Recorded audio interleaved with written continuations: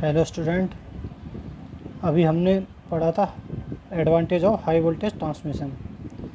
हमने देखा था कि हमारे जो हम इलेक्ट्रिकल पावर का ट्रांसमिशन करते हैं वो हाई वोल्टेज पर करते हैं तो हमारे क्या क्या एडवांटेज होते हैं। ठीक, इसीलिए हम क्या करते हैं, जनरेटिंग स्टेशन पर वोल्टेज को आगे पावर को आगे ट्रांसमिट करने से पहले उसके वोल्टेज को स्टेप अप कर लेते हैं। ठीक, हमने अभी पढ़ चुके हैं कि हाई वोल्टेज ट्रांसमिशन के क्या क्या लाभ होते हैं। अब यहाँ पे हम पढ़ेंगे comparison of DC and AC transmission. DC और एसी ट्रांसमिशन के तुलना को पढ़ेंगे हम। ठीक, तो उसके लिए पहले हम डीसी ट्रांसमिशन के एडवांटेज और डिसएडवांटेज पढ़ेंगे, उसके बाद एसी ट्रांसमिशन के एडवांटेज और डिसएडवांटेज पढ़ेंगे, फिर दोनों का कंपेरिजन करके दोनों का कंक्लूजन निकालेंगे कि दोनों में कौन सा बेटर है। ठीक है, high voltage transmission DC transmission better है या high voltage AC transmission better है। ठीक, तो सबसे पहले डीसी ट्रांसमिशन का एडवांटेज देखते हैं। ठीक, इसमें पहला एडवांटेज हमारा क्या है, इसमें केवल 2 चालकों की ज़रूरत पड़ती है। किसमें? डीसी ट्रांसमिशन में केवल 2 चालकों की आवश्यकता होती है और एसी में कितने की होती है? 3 की आवश्यकता होती है। ठीक, दूसरा क्या है, डीसी ट्रांसमिशन लाइन में कोई inductance, capacitance, phase displacement and surge problem नहीं होती है। ठीक, लेकिन एसी में ये सारी होती हैं। ठीक, तीसरा क्या है, डीसी ट्रांसमिशन लाइन में इंडक्टेंस नहीं होने के कारण वोल्टेज ड्रॉप कम होता है, जिससे डीसी ट्रांसमिशन लाइन का वोल्टेज रेगुलेशन कम हो जाता है। इंडक्टेंस नहीं होता तो हमें मालूम है इम्पीडेंस क्या होता है, वोल्टेज ड्रॉप इक्वल टू क्या होता है, आई इंटू जेड। अब क्योंकि यहाँ पे जेड इक्वल टू क्या होता है, आर प्लस जे एक्स, तो यहाँ पे क्या है, ये नहीं है, क्योंकि इंडक्टेंस नहीं है तो हमारा क्या है, रिएक्टेंस नहीं होगा। तो जेड इक्वल टू जेड केवल आर के बराबर है, तो हमारा जेड का मान कम हो गया ना, तो जिसकी वजह से वोल्टेज ड्रॉप कम होगा। तो वोल्टेज ड्रॉप कम होगा तो वोल्टेज रेगुलेशन हमारा अच्छा हो जाएगा। ठीक, एक एडवांटेज का ये है।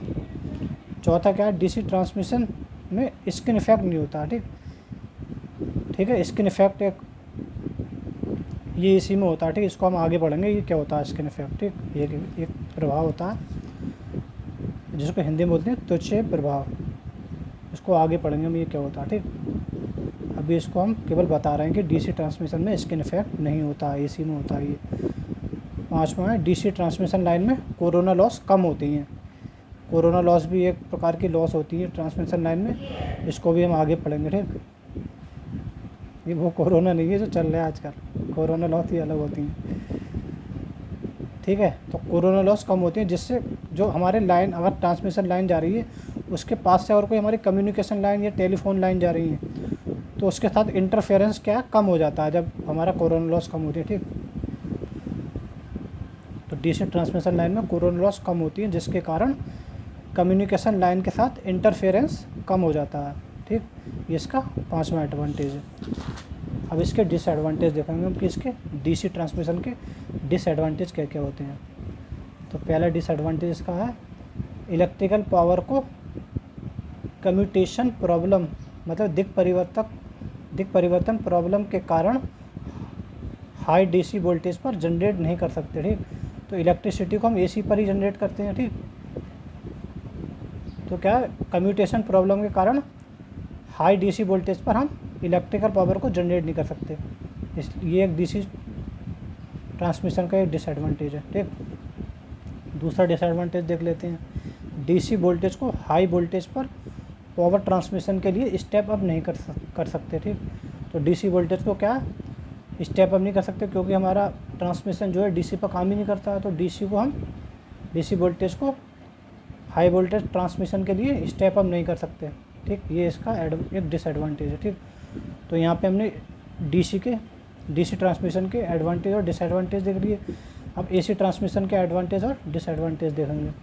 तो एसी ट्रांसमिशन का पहला एडवांटेज है हमारा, इलेक्ट्रिकल पावर को हाई वोल्टेज पर जनरेट किया जा सकता है। ठीक, तो एसी में क्या है, इलेक्ट्रिकल पावर को हाई वोल्टेज पर जनरेट किया जा सकता है, लेकिन डीसी में कम्यूटेशन प्रॉब्लम के कारण नहीं जनरेट किया जा सकता। ठीक, दूसरा क्या है, एसी सब स्टेशन का मेंटेनेंस सरल और चीपर, सस्ता होता है। ठीक, जो एसी सब स्टेशन होते हैं उनका मेंटेनेंस ईजी और चीपर होता है डीसी सब स्टेशन की तुलना में।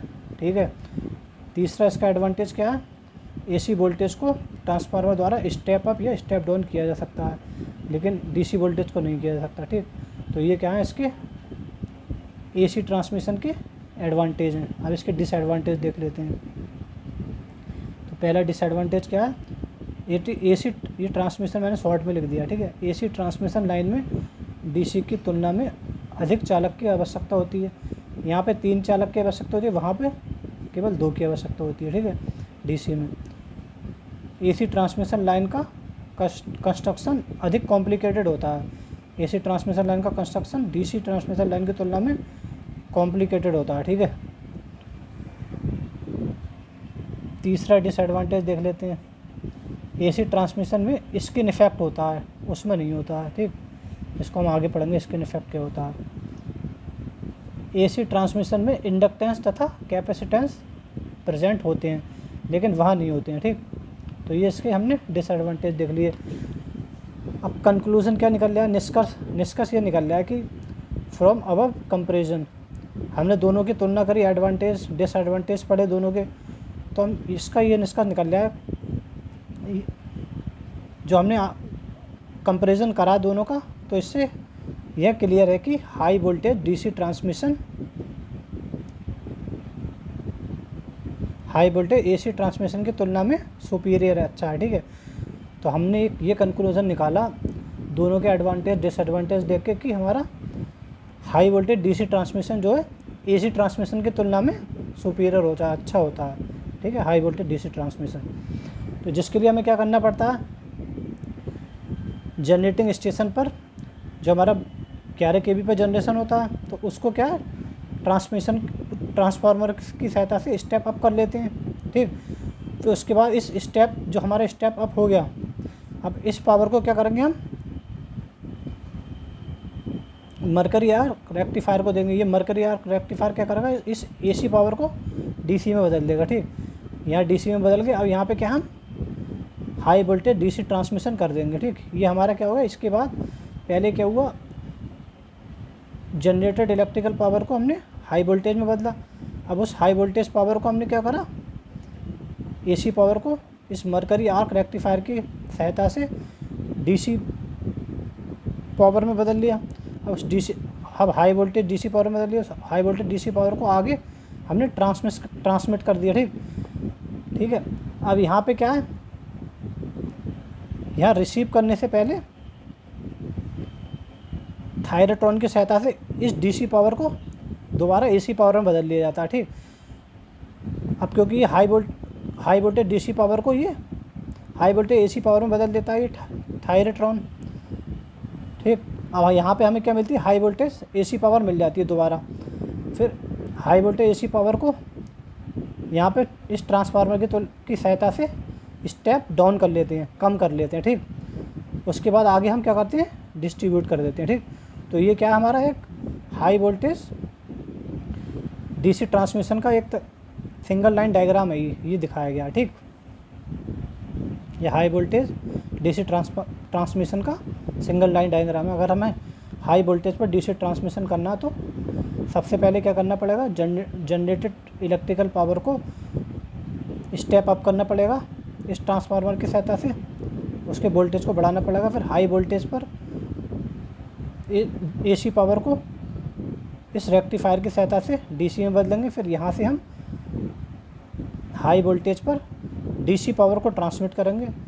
अब यहाँ पे हमने हाई वोल्टेज डीसी ट्रांसमिशन कर दिया पावर का।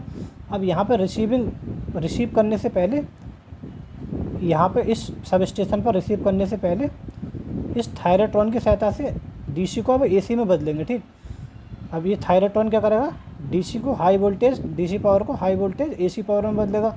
अब इस हाई वोल्टेज एसी पावर को यहाँ आगे डिस्ट्रीब्यूट करने से पहले हमें स्टेप डाउन करना पड़ेगा, तो इस ट्रांसफार्मर की सहायता से हम स्टेप डाउन करते हैं, उसके बाद आगे डिस्ट्रीब्यूट कर देते हैं, जो हमें एसी पावर मिलती है। ठीक, तो ये क्या हो गया हमारा हाई वोल्टेज डीसी ट्रांसमिशन का सिंगल लाइन डायग्राम हो गया। ठीक है, थैंक यू।